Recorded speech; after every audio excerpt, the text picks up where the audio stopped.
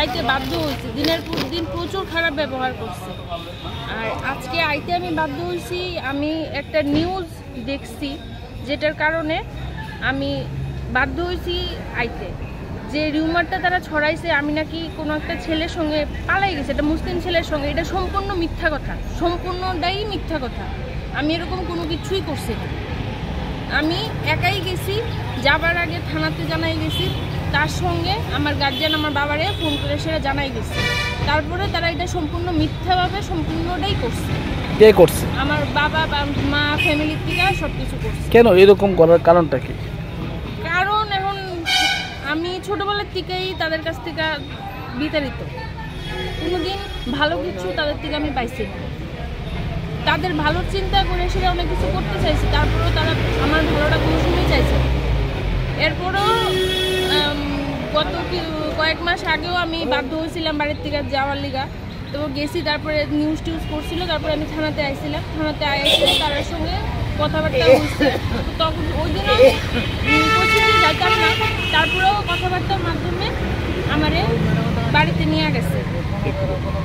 বাড়িতে নিয়ে যাওয়ার পরে সেই একই রকম টর্চারিং, বিভিন্ন ধরনের মানে বাজে ধরনের কথাবার্তা, মানে যা তা কথাবার্তা সম্পূর্ণ সব কিছু তারা করে গেছে। এরপরে আমি বাজে ধরনের কথাবার্তা, যেই সব কথাবার্তা একটা মা কোনো সময় একদম মেরে এরকম কথাবার্তা করতে পারে না, এমন ধরনের কথাবার্তা করছে।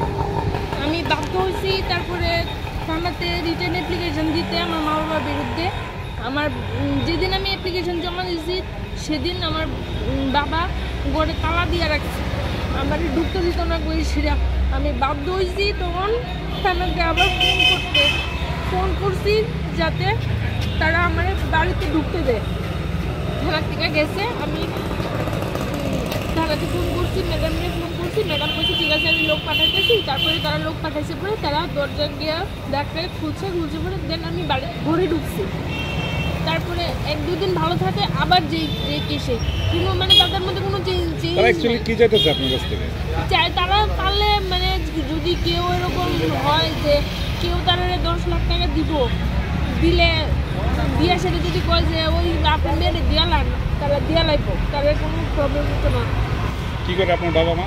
আমার বাবা রিটায়ার টিচার, আমাদের বাবার আমরা একটা দোকান আছে শিক্ষা, এটাও মানে আছে, এটা আবার কোনদিন যাবো না। কারণ আমার মা দোকানের বাড়ি নিয়ে সেটা এরকম ইন্টারেস্টে টাকা নিয়েছে, টাকা নিয়ে মানুষের দান করছে, এটার কোনো রিটার্নস নাই।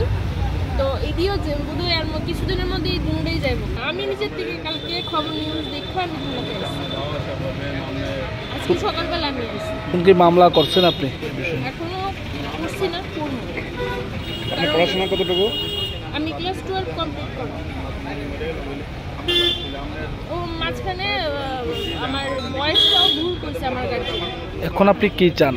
আমি ন্যায্য বিচার চাই, আর দ্বিতীয়ত আমি আর এখানে দাদা একটু